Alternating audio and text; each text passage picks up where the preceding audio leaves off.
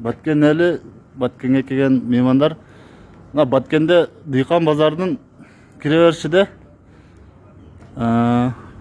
овощной сатқан Мақсат досыбыздың местасы бар да. Ошол жерде кимге керекті шундай нерселер, мисалы үчүн керекті нерселер болсо, келип алып кетсеңер болот, бекер берип атат. Кимге муктаж болгондар болсо, ушул нерселерге.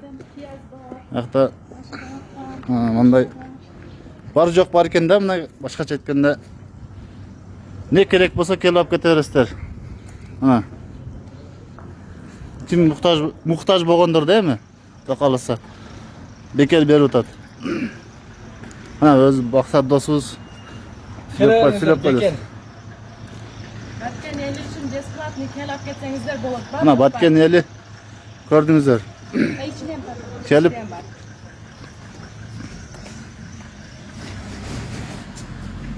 Келип кайрылып ошол жерге керек нерсе болсо алып кете бересиздер. Муктаждар, Кудай кааласа бекер берип атат досубуз.